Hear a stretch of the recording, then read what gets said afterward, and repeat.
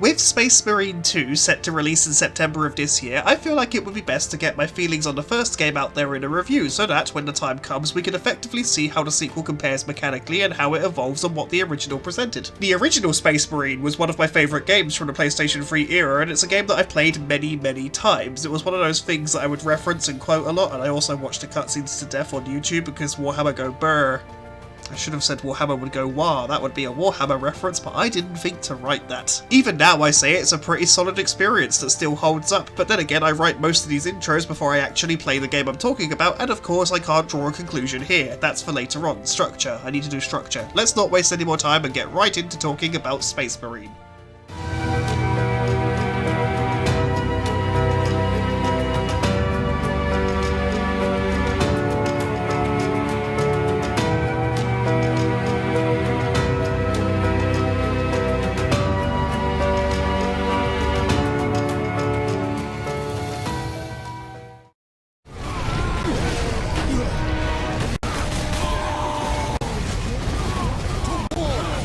Space Marine is a third-person hack-and-slash type game which pits you against room after room of violent enemies with the overall goal of getting to the other side drenched in as much gore as humanly possible. You do also have access to guns that are all plenty effective, and it's very easy to switch from range to melee combat in the heat of battle. One thing that, upon replaying, I need to get used to is the fact that the reload command is mapped to the shoulder button, and yes, I still play using a controller even on the PC. Sue me. Please don't sue me, I don't have anything. Most of the game is spent fighting against huge waves of alien adversaries, often alongside two NPCs who provide fire support. Luckily enough, those two, and any NPC that joins your party for any length of time, can't be killed, so because you never have to protect them, you can spend all of your time on the battlefield deciding how you exactly want to pull this orc's head off of its anus. That's not how anatomy works. I really like Space Marine's combat. Whilst it does feel a tad clunky by the standards of today, it's still a lot of fun and rather satisfying to engage in. I almost want to argue that the clunk kinda adds some additional weight to the feel of combat. In melee, you can pull off various combos to effectively deal with the hordes of enemies that will bear down on you constantly. You can also stun enemies once they're weakened and execute them, which after a particularly brutal finishing move will restore a significant amount of health to the player. This is something that you need to be tactical about. See, you're not invulnerable whilst performing said execution. Enemies can still hit and shoot you, so I find it's best to isolate your target and then aim to heal when most of the horde is already dead. At least I say I try to do that. I don't actually try to do that. I'm very bad at this. Also, a thing to note that the larger enemies, like the orc knobs, don't submit to a single button press when you go to do the execute. You must first grapple with them for a bit, which is literally just a button mashing sequence where you press circle over and over again, or B, and once you press B enough, you perform the execution. And honestly, I like it. I think the button mashing bit fits really well here, as you panic to pull it off before the orc does so he doesn't beat you down instead. A good tip for executions, and combat in general, is to always take out the shooter or rocket boys first, since the melee-focused enemies go all in and don't carry firearms of any kind.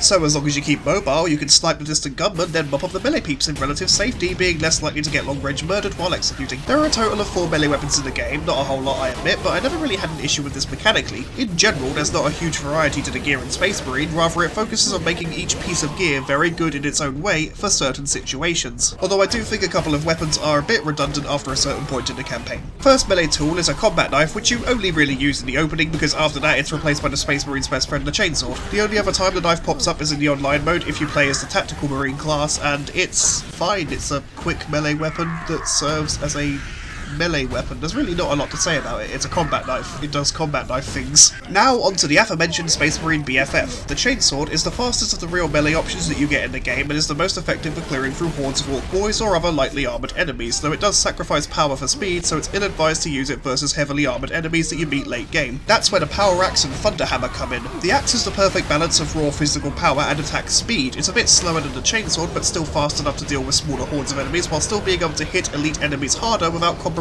your ranged ability. You'll get why I say that in a minute. And then there's the thunder hammer that hits like a ton of bricks and is mostly suited to dealing with single heavily armoured targets. Attacks do have an area of effect sort of thing, like when you hit things there's this sort of shockwave that kind of damages enemies around the target, though the weapon itself is too slow to really deal with hordes effectively, and due to its size you'll be limited to your pistol and bolt gun when using it, effectively cutting you down from 4 weapon slots to 2. An upside to the thunder hammer though is when you try to pull off melee executions versus elite enemies like orc knobs, who usually take that button button mashing sequence, you get to just skip these and smash them, so it balances out the lack of ranged options by making you a melee juggernaut. And again, I don't dislike the button masher bits. I weaken a dude, then we grapple for a second, and if I button mash just right, I pull off the Healy execution, and if I don't, I take damage. It's fair and weirdly engaging without overcomplicating the system. It's just the hammer removes that step, and given the general balance, I think that was the right choice mechanically for the weapon. It's very situational, but luckily the game knows this, so before and after most combat arenas, you'll find a selection of guns and appropriate melee weapons for the next area. You can ignore them if you like and keep the hammer, but the option is there, and that's perfect. The guns in the game are quite good and provide just enough feedback to make them entertaining to use on their own.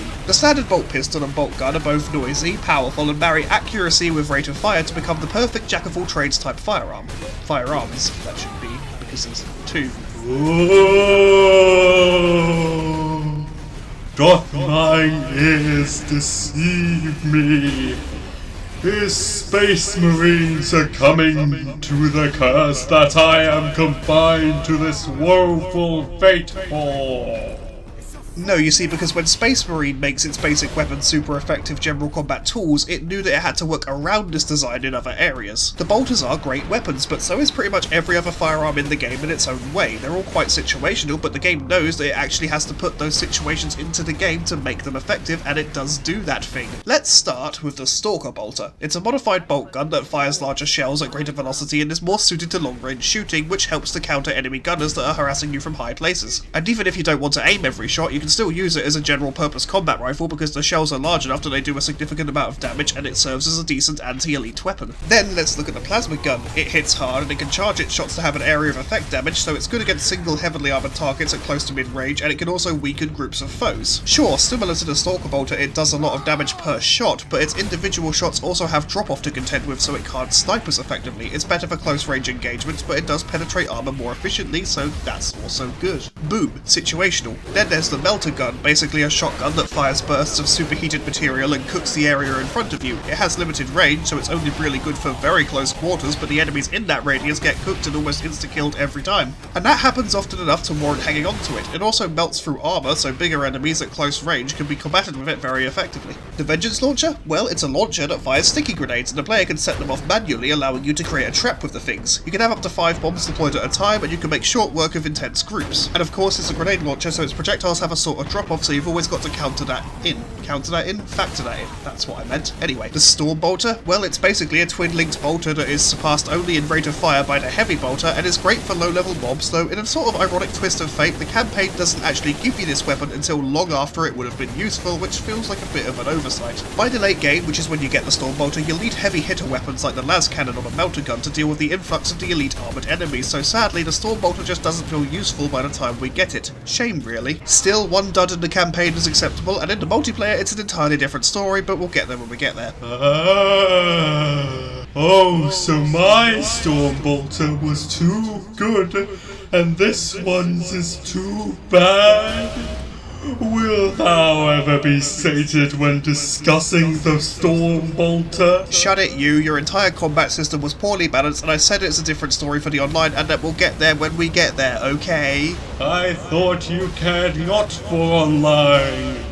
That a game was only to be judged by the single-player mode. No, I didn't care about your online because your base game was boring, and that's the standard I hold for any game with an online and single multiplayer mode to it. Space Marine isn't boring, so I will get to an online section eventually. Now shut up, I'm starting to think your shallow grave was not shallow enough. Or was too shallow. I don't know what I did wrong, but I definitely didn't bury you enough. A worm is eating my pancreas. Anyway, on with the weapons. Where was I? Oh yeah, the las cannon. Well, it's a heavy weapon sniper type thing that doesn't have a lot of ammo to play with, but its shots are highly accurate, penetrate armor, and can be used to take down elite enemies in just 2 shots, exchanging the Stalker Bolter's rate of fire and ammo reserves for sheer power, and late game it basically makes the Stalker Bolter redundant, but in the online it doesn't because of the class system, but again, that's for later. The Plasma Cannon? Well, take what I said about the Plasma Gun, then multiply the damage by a fuckload, and increase the splash damage to fuck everyone in this area, and that about sums it up. It also looks pretty boss. I mean, all the weapons do, but I have a special place in my heart, or what was once a heart, for my big beautiful Plasma Cannon. The Plasma Pistol? Well, I guess take the Plasma Gun, but make it a bit smaller, but a lot faster to shoot. It's more effective against elite enemies than the old Bolt Pistol was, but being plasma-based, you do sacrifice some of the Bolt Pistol's long-range ability when you use it. The only other weapon to mention is the Heavy Bolter, a large, well, bolter that can effectively effectively tear through an entire horde of enemies, but it shares a drawback that the plasma weapons have in that it overheats when fired and needs to be fired with care as a result. Oh yeah, that's what I forgot to mention, that the plasma guns overheat, so you can't rapid fire for too long, but they can vent to counteract this. If you don't, you will take damage when firing them, because they sort of backfire on you, which I suppose makes sense. So that's the weapons. Okay, there is also an autocannon that you can play with, but it appears like once in a campaign, and it's not even that good. Plus, you can ignore it completely if you want, so who gives a shit? I really like the approach to weapon design in this game, and how each gun is quite good at its own thing. I know that's nothing revolutionary, but it's just something that's done well, and I can always appreciate a thing being done well. You can carry a total of 4 weapons at a time in a campaign, 5 if you count the melee weapon, and you can swap out your guns as and when you need to. Do keep in mind though that during the campaign, the bolt pistol and bolt gun are both permanent fixtures in your loadout, though the bolt pistol does get replaced by the plasma pistol later, which I don't generally love. I just prefer the aesthetics of the bolt pistol. I'm glad that your trusty bolt gun never leaves your side, and it does get upgraded with more potent ammo later down the line, which is good mechanically, and I get to keep the bolt gun, so win-win. So realistically, you've only got 2 weapon slots to customise throughout the campaign, but I don't mind that, and I do like that your dude knows to hang on to the trusty bolter, since again, it's a good general combat weapon, you'll never be caught short. Back when I used to play on the PS3, I was convinced that the weapon swapping mechanic just wasn't very good because I thought you could only equip certain weapons to certain slots. That's not actually the case. You can swap either weapon in your customizable slots for any other weapon. It's just if you have your bolt gun or bolt pistol equipped when you go to swap, it will default to your first optional slot when it's swapping out the weapon because you can't lose the pistol or rifle. And even if you do swap to a weapon that you want to change, sometimes you have to back away from the weapons that are lying around and then walk back up to them so the game registers what you're trying to do properly. Overall, it's not a huge deal, and such moments when you're actually swapping between equipment are usually quiet, so you don't need to stress about doing so under fire. One other thing that I don't love is that the pistols in the campaign never run out of ammo. It's not a dreadful choice by any means, but these guns always having bullets and energy feels just a bit out of place. The game is a good balance of cathartic murder fun time and general challenge for the most part, so it feels just a bit off as a design choice that these pistols never run out of ammo in a way that I find very hard to effectively articulate. Generally though, combat and the systems around it in Space Marine are all quite good, and as I said a second ago, they managed to walk that fine line of over-the-top murder fun time and real gameplay challenge, which is worth giving a high five and a quick BJ for. I already said that you could recover health with melee executions, but alongside the standard health bar you also have an armor bar, which basically serves as a secondary health bar in that it will regenerate when not taking damage, and it needs to be depleted before your main HP goes. So basically you'll always have at least 50% of your maximum HP if you just wait for the healing thing to take effect. When it comes to health regen, or in this case armor regen as the standard for a game, it's another thing that I don't love for what it does to the pacing of combat. I have to disengage and stand behind a wall and will my armor back into existence. Like the pistols though, I don't hate the mechanic, it's just not my favourite. In Space Marine it's not a big problem, it's only really an issue if you're fighting enemies at range who you can't physically reach in melee. It's just, as a mechanic, it's not my favourite, at least not as a default. I don't mind unlocking health regen as we go, I just don't like it being, you know, the initial state. As you go through the campaign, you can unlock extra perks by finding these purity seals, like increased armor, and such usually coincides with the ramping up of elite and more dangerous ranged enemies, so it's easy to feel like nothing has really changed, but I'd rather have the buff than not have the buff, if that makes sense. To be fair though, even late game there are still plenty of low grade enemies, and now they can barely scratch you with this armor upgrade, so you still get some level of power fantasy. Overall, I think the game works really well as far as intentional design choices go. I feel that everything fits nicely together to make a really solid, genuinely fun experience with only a couple of choices that I don't love, and even then, it's not that I hate them, I just don't love them. Space Marine is also pretty well put together. I've had a rare AI issue pop up every now and again where an enemy will walk into a wall, and in some cutscenes, occasionally a character model will disappear a split second before the camera moves off of them, but in general, the game works quite well, and I can't be sure that this time these technical issues weren't just my aging PC trying to run the game and record it at the same time. I need to upgrade at some point, but like, expensive. Some of my favourite parts of the campaign are the moments where we get the jump pack, and we can leap into the sky and slam to the ground to disrupt and destroy enemies. It's used about 3 times in a way that doesn't overstay its welcome, and the areas that we get the jump pack for are well designed to allow you maximum mobility. But then my other favourite bits of the campaign are pretty much the entire rest of the campaign. It makes good use of set pieces and has some entertaining sequences, like the bit where you have to fight to seize control of a battering ram that ends with you on the roof with a plasma cannon fighting off an alien dropship, or the segment later on where Space Marines from another chapter arrive to provide fire support as you fight across a bridge. There's plenty of fun bits in this game. I even like the turret section in the aircraft because it's short enough to not become tedious, and you get to use a heavy bolter, one of my favourite Warhammer 40k weapons. The general healing mechanics aren't rebalanced for this section though, so do keep that in mind, you have to kill the orcs fast. The only thing I can say that I 100% do not like about the campaign would be the boss fights, if you can really call either one of them a boss fight. There are only like 2 in the whole game, and they both suck to high heaven. Most of the time the game will simply throw a elite enemies into a combat section to buff out the challenge, which is a bit uninspired, sure, but I think about the way the game is set up and I think it works in the game's favour. You can cleave through the basic enemies no problem, but you still need to keep your guard up in case of Orc Knobs or Chaos Space Marines. The two actual boss fights of the game, and sorry about this, but the spoiler warning actually comes kind of into effect a bit earlier, so... No spoilies! No spoilies! Yeah, not much I can do, I'm afraid. I need to talk about the boss fights, but I can't do so without kind of spoiling who one of the bosses is. Are against the Orc War boss Grimskull and the Chaos Lord Nemeroth, and both are massive letdowns. The Orc boss's first stage is supposed to be his hardest phase since he's both charging at you in melee and shooting at you, but then in the second phase he disengages from melee entirely to focus solely on ranged fighting, but he's never once been able to kill me in either phase, and it's not hard to kill me. I suck. Seriously, I'm really bad at video games, it's not hard to defeat me. His attacks are slow, he's overly predictable, and in phase 2 he stands up on that ledge and sends his orc army towards you, and that includes the squig bombs that have been appearing from time to time. They're these little creatures that the orcs strap explosives to and basically serve as walking landmines. They run in a group, by the way, so all you have to do is shoot one of them and he takes massive damage because all of the squigs go boom. The fight just isn't very good. I think some of the blame lies on how the game is more set up for horde battles than one-on-one encounters, but even then I feel let down by the lackluster climax to the orcs part in the game. It just feels like most other horde fights in the game, only this time in a smaller arena with a slightly bigger orc who can't be killed by abusing the fury mechanic. A mechanic that we will talk about more in a minute. I didn't even remember that this fight existed until I replayed the game, that's how forgettable and poor it is. The fight with the big powerful Chaos Lord isn't any better either, as it's just a series of quick time events, but at least it's more cinematic as we fall through the air and Titus punches his face over and over again, resisting his crutch, but then it kind of just ends when Titus squishes his head. It's not much of a challenge and it's over far faster than I feel like it should have been. I'm going to go off script for a second here and say that quick time events on their own aren't a thing that I dislike. I think that as game design goes, they're pretty neutral in terms of quality. It depends on how you put them into a game.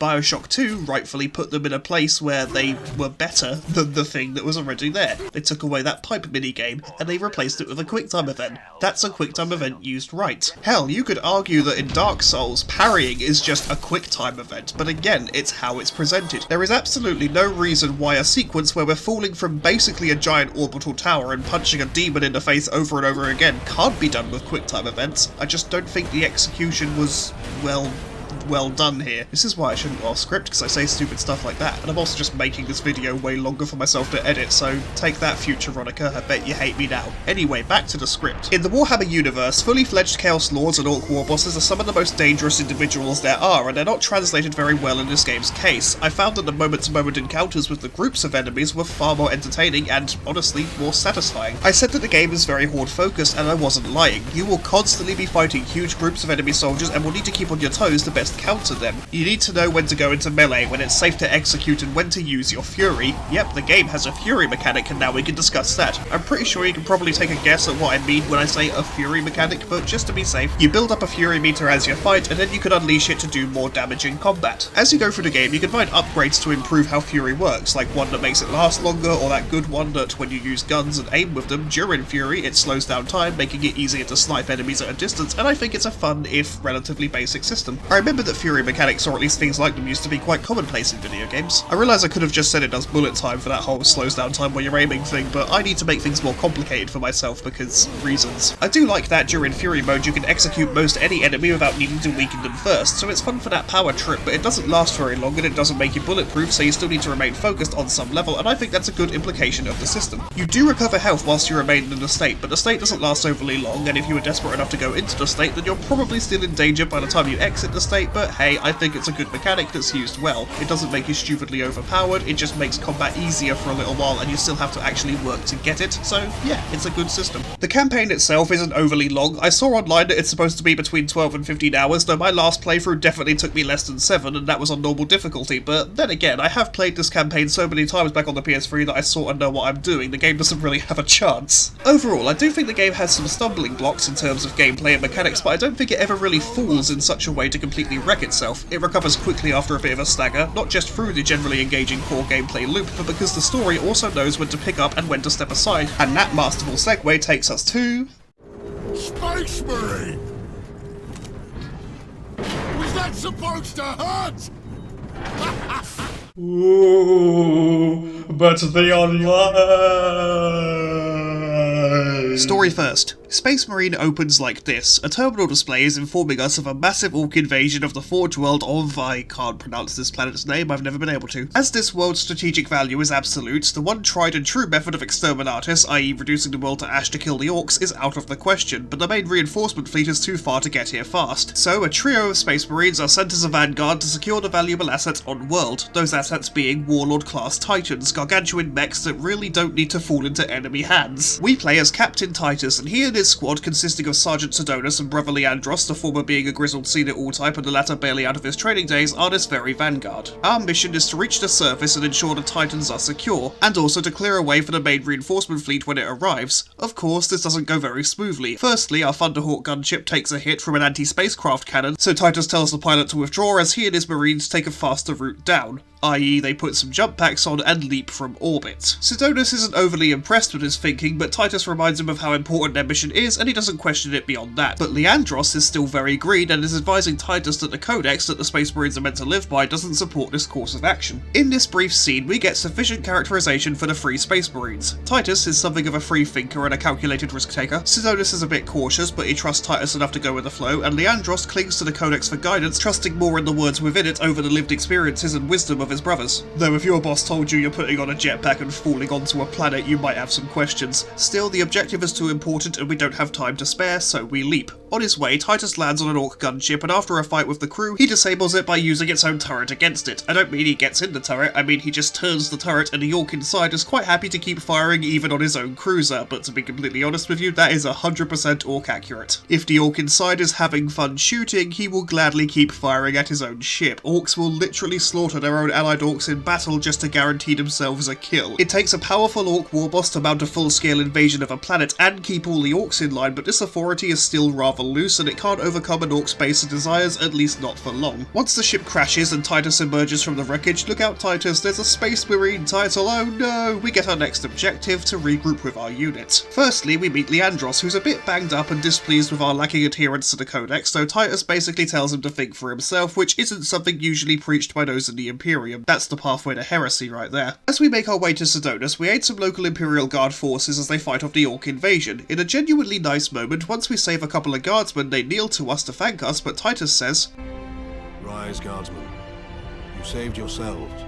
I really like that Titus would rather talk them up than take credit himself. In general, I like his attitude towards the guardsmen. He seems to have a genuine level of empathy for those around him, and I can really dig that. Anyway, next we find Sidonus himself, who is actually doing pretty alright all things considered. He's happily gunning down some orcs from a high ground position. When we talk, he comments that the strategy on display is out of character for the orcs. Rather than looting the giant gun for parts, they're using it to keep Imperium forces at bay, and from this we conclude that the orc war boss is no fool. We then meet up with the commander of the Imperial Guard forces on world, 2nd Lieutenant Mira. This was the first time I ever saw a lady guardsman, and it made a young Ronica really happy. She is the last surviving commander on world, and she tells us that her forces are being massacred and really need reinforcements. Luckily for her, taking out that giant cannon that's keeping the Imperial reinforcements at bay is on our to-do list, so we mosey on over there, and after slaughtering several hundred orcs, we disable it. Now we can move on to the Manufactorum where the Titans are stored. On the way, we need to disable an orc battering ram train thing, which was quite fun. We do so by means of blowing an orc ship out of the sky, causing it to collide with the ram, and then we emerge from the debris to find a skull probe. It's carrying a message from the Inquisition. I wasn't expecting them! No one ever does.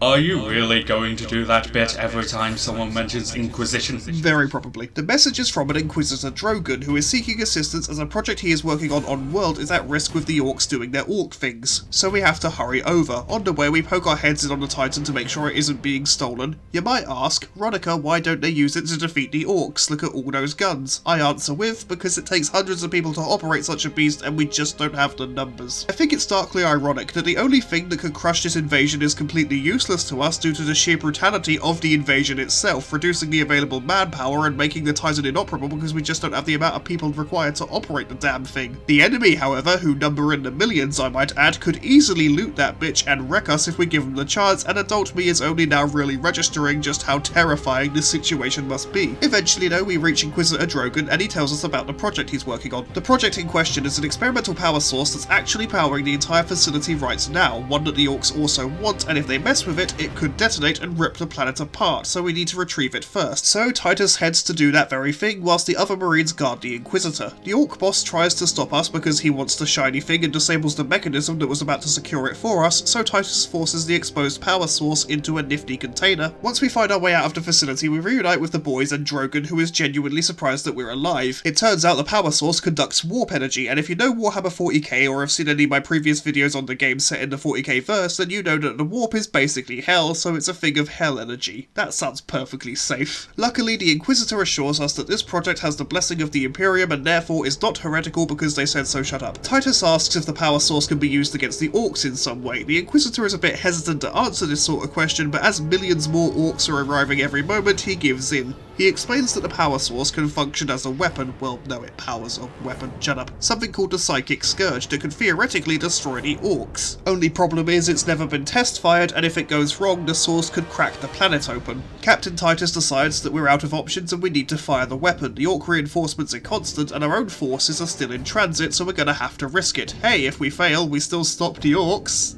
Technically. I mean, given the absolute value of this world, it seems like an odd choice to go with, but then again, I've never been part of a 3-person squad facing impossible odds, unless you count that one time, so I guess he's doing what he can with what he has. So we hop onto a Valkyrie gunship to make our way to the Inquisitor's main lab. On the way, we fight some Orc Storm Boys, and yes, they are literally just Orcs with rockets strapped to their backs to let them fly. Orcs are the best. Once we reach the facility, we prepare the weapon. Drogon explains that the weapon will use a distant orbital spire, think space elevator for reference, as a catalyst to send the Psychic Scourge across the entire planet, but that it shouldn't damage anything aside from the Orcs that it targets. Just as the Orc war boss and some of his boys arrive to have words with us, we fire the weapon, but all it does is knock everyone down. The Orc war boss is unimpressed and mocks us, but then a nasty chaos hole opens, demons swarm in and kill all the Orc boys, and the war boss is then sent over a ledge. Then a Chaos Lord comes out of the chaos hole and Drogon walks over and kneels before him, revealing that he was in league with the forces of chaos. The Chaos Lord uses a power to make us huddle over in pain and announces to his demon warriors that they have us to thank for their arrival on this world. Though Titus is able to resist his touch a little bit and grabs the power source that fell from the firing mechanism after the Scourge was shot. Nemiroff, the Chaos Lord, then explains to us that Drogon was dead before we ever actually met him and that he was using his body as a puppet. Before Nemiroff can kill us though, the Orc war boss leaps back onto the ledge because a puny fool is not about to take an Orc war boss out of the fight, and after a bit of a scuffle, he and the Chaos Boy both fall over the ledge. Titus and the Ultramarines make for the exit as Chaos Demons emerge from the warp to slaughter the Orc forces, and we realise we might need a new plan, since the Psychic Scourge opened a Chaos Hole at the spire, and it's getting bigger. Soon enough, the Chaos Hole will be big enough for Lord Nemiroff to bring his entire fleet through, and then we're really in trouble. Still, we have some hope. We have the power source. The new plan is to use the power source to supercharge a Titan's weapon and blow up the spire. The energy of this should disrupt the Chaos Hole enough to close it. At this point, at least one Titan finally has enough people who can both reach and operate the thing, so we make our way over there, though we do take a quick aside to murder the Orc war boss. I should also mention that Leandros, who already kinda looked at us the way a Karen looks at anyone with a slightly different skin tone to them, is now extra suspicious of us since we held the exposed warp energy multiple times by now, and the Codex warns that probably means we're a Chaos too. Sidonus calls Leandros out for this attitude, but Titus chimes in saying that he is also deeply concerned about this apparent connection he has to the warp. However, the Forge world being double penetrated is a bit more important at the moment. This was before we killed the Orc war boss, by the way. After that point, the Orc threat is basically dead. So we do the Titan plan, and it actually works. The Chaos Hole starts to close, but the power source overloads the Titan, rendering it inoperable. Can't catch a break, can we? Still, the Chaos Hole is closing, and now we just need to mop up their forces on world, which is infinitely easier than fighting an entire fleet, so hey, it's still kind of a victory. Titus hands the power source to Sidonus, the idea being that once they're done here, they can take it home and lock it up in a giant vault so no one can get to it, but Chaos Space Marines jump us, so Titus and Leandros fight them off while Sidonus makes for the landing platform where we're supposed to regroup with Lieutenant Mira. Sadly though, Sidonus is ambushed and killed by Lord Nemiroff on the platform, who also wants the power source. He plans to use it as an offering to his Chaos gods so that they will grant him demonhood. As you could probably guess, Titus is noticeably more tense after the death of Sidonus, though he does retain his composure the best he can. I mean, the only thing on his mind right now is vengeance, but luckily the guy he wants dead is the guy that kinda needs to be dead to secure victory. He fights his way to the orbital spire where Lord Lord Nemeroff buggered off to. On the way, we get a sequence where we fight across a giant bridge with some blood ravens, and they make a Dawn of War 2 reference, which I personally really love because Dawn of War 2 is awesome.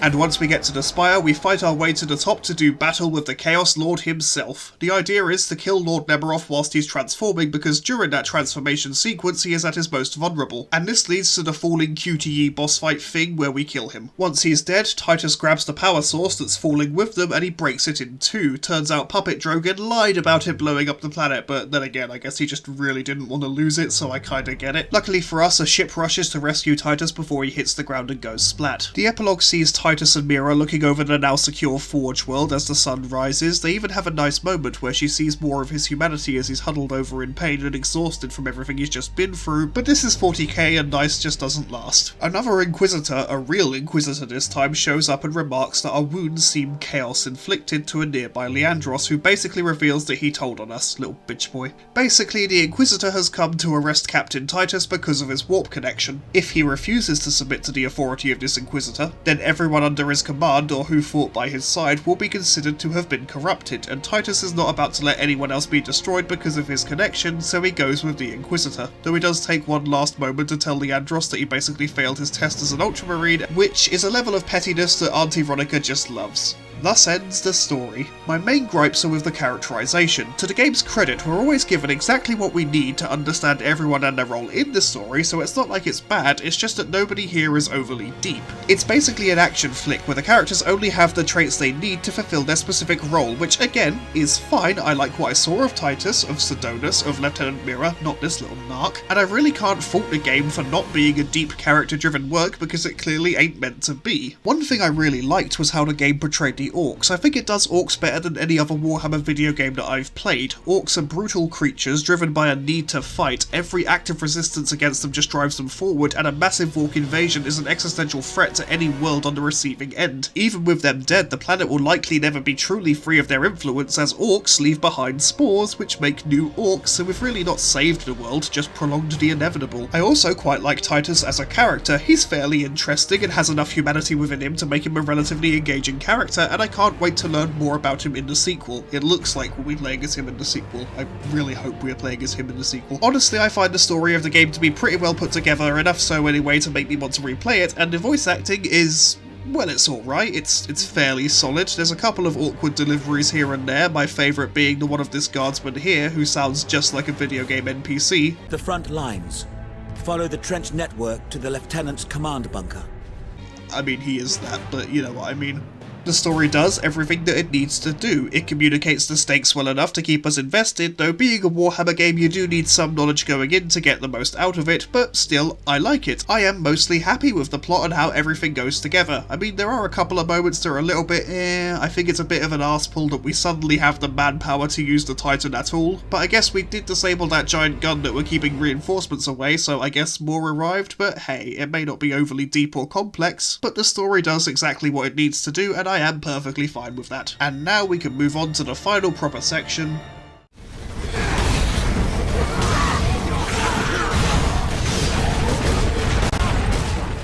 At first, I was worried that this loading screen might be the only thing I had to show for the multiplayer. I feared that the servers would be empty by now, but lo and behold, I found some folks and I fell right back into the groove of playing Space Marine online. Before we get to the available game modes, let's look at my favourite thing, the customization. Yeah, you knew I was going to bring it up, didn't you? As you play the matches, you can unlock new armour pieces, each through specific actions like getting assists or dying a lot, and you can dress your Marine up however you please. In the customizer, you can choose from any of the preset 40k chapters, or you can make your own, so I made an NB Marine because I like the colours. You can also choose what equipment each of the classes will use in battle, and as you level up, you can unlock custom loadout slots to save specific roles to. There are 3 classes: the Tactical, which is the general purpose combat unit. They can use most of the conventional rifle grip weapons, and by and large have the most ranged weapon options. The Tactical Marine is also the only other Space Marine in the game we see using a combat knife. Next up, we have the Devastator, a heavy weapon specialist who can use the heavy bolter, las cannon and plasma cannon, but unlike the Tactical Boy, doesn't have a dedicated melee weapon option, so his close quarters combat skills are a little bit limited. But it makes sense balance-wise, since his whole thing is those big guns. Finally, there's the Assault class, who has a jump pack and focuses on melee combat. You have 3 weapons, functionally speaking, and those are what you see in the base game. You can also get a Relic chainsword and a power sword. I think if you buy certain versions of the game you get those, but the former is equal in performance to the chainsword, and the latter is just a power axe with a different skin. Basically, Space Marine does what Deathwing did for its special missions and multiplayer apparently. I heard after the fact, I still didn't actually play it. It divides the campaign gear up between several classes in the name of balance. Oh,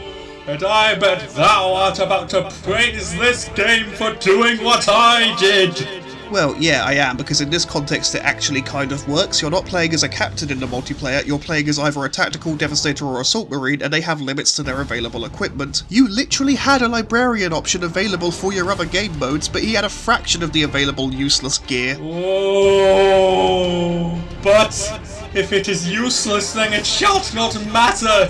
Surely, oh bugger, I just owned myself. Anyway, on to the game modes. Firstly, I want to talk about Exterminatus since it's the game mode I prefer. When we do get to the verses, I will say right now that we will not be talking about the Dreadnought Assault version because I at no point got to play that. I couldn't find any matches for it, so just a heads up. Exterminatus is your basic 4 versus Horde mode. You and 3 other Marines choose between the available classes and fight through 5 waves of enemies before moving on to the next room where you do the same. You can only change classes after you've completed 5 rounds, not between each round or not when you die, so you need to choose wisely. Every few rounds you'll have an occasional capture the point objective which you need to complete in order to not fail the round, and sometimes little challenges appear for bonus points which you can try to get to level up faster. As you level up you unlock character perks and extra equipment like you might expect, but if you complete certain objectives with certain weapons you can unlock specific perks for that weapon to make it more effective. A lot of those weapon perks are easier to unlock in the versus mode since they kind of rely on you killing players and you don't kill players in the Exterminatus mode unless you're playing a private match and accidentally turn on friendly fire like I once did. And we'll be covering versus more in a minute, so anyway, back to Exterminatus. It's a very simple game mode at its core, but it can be an easy to learn, hard to master sort of thing since getting to those final 5 waves is pretty tricky and beating the bonus wave after it all isn't something I ever recall completing, as the sheer number of Chaos Space Marines and demons appearing is simply overwhelming. For the other 20 rounds you're fighting the orcs, so basically it's just an excuse to play certain edited campaign maps with buddies, and I don't mind that. It works, and again, it's one of my favourite online game modes. It's my go-to because I can easily lose an hour playing it and I have fun the entire time. It basically takes what works about the campaign mode and lets you do it with others. There isn't much else to say about the mode. Occasionally a round fucks up and prevents you from progressing, either because an orc spawned outside the map or the game didn't register that you killed all the orcs, so you need to find a way to off yourselves or quit and start a new match, which kind of pisses me off. That was an issue I had on the console as well, and I'm surprised it never got fixed. But otherwise, things work pretty well, and it's a fun and engaging experience. Now let's look at the versus mode. This mode is where 2 teams, one of Space Marines and one of Chaos Space Marines, compete to slaughter one another or secure points or capture the flag. Honestly, none of the modes is anything we haven't seen before in video games, and I feel it's executed basically okay. I ain't a good judge though, because humans with human reflexes and human brain thinking aren't as easy to outwit as an AI.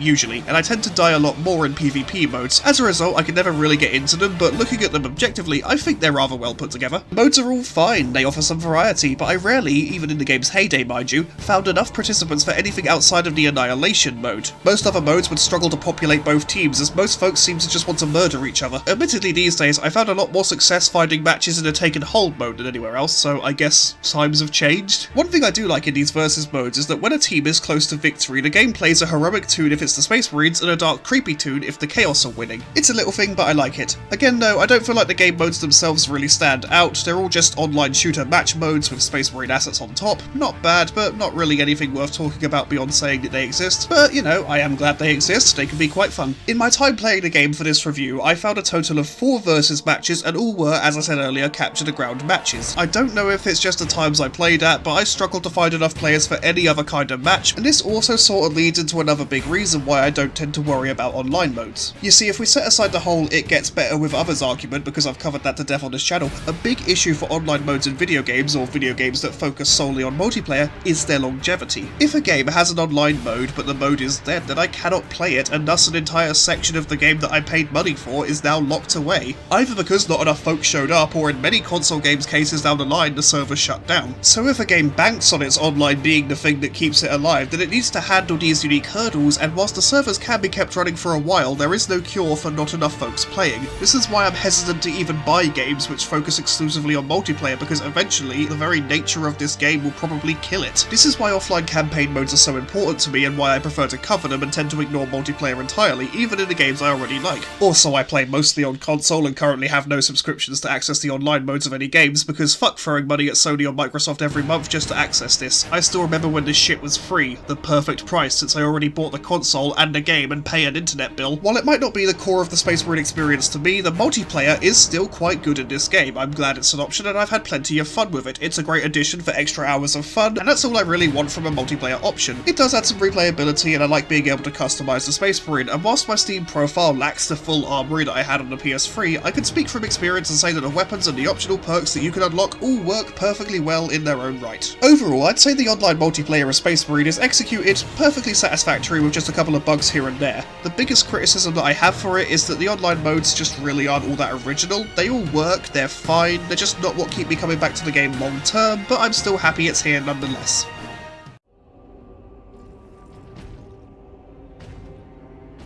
Ignore his threats. Come on. Space Marine has some issues, that would be fair to say, but I believe that the hits are far more frequently than the misses, though it is hard for me to take off my rose-coloured glasses even now, and I didn't even mention some of the little things that still sort of bug me, things like how the enemy positioning can fuck up for the executions, or how when you reload your bolters the character never actually switches out the magazine during the animation. I think though I can forgive the issue, since overall I find the core combat to be fun and satisfying and the story to be enjoyable enough to make up for the shortcomings. Graphically, the game looked pretty neat when it was launched, and it still looks pretty solid even today, if a tad awkward in some cutscenes. The music is brilliant, the combat theme knows how to walk that line between being dramatic without being too distracting, and the overall level designs are really good. Space Marine is still a fun hack-and-slash shooter even today. I just have a lot of praise for this game. It holds a special place in my heart, it's probably the most fun Warhammer game I've played in terms of core gameplay loop, and if you are a fan of action games or 40k and haven't gotten around to it, I would recommend looking into it. Now I can sit and wait for Space Marine 2 to see if it improves on the original issues or if it's a massive letdown. I really hope it's good. I really want Space Marine 2 to be good. But anyway, I think this video is long enough, so that's where we're going to leave it. Thank you for watching, my loves. I do hope you enjoyed the video. Be sure to like if you did, maybe leave a comment, and more importantly, praise the God Emperor for all the gifts he bestows upon you. Take care, my dears. I love you all, and we'll see you next time.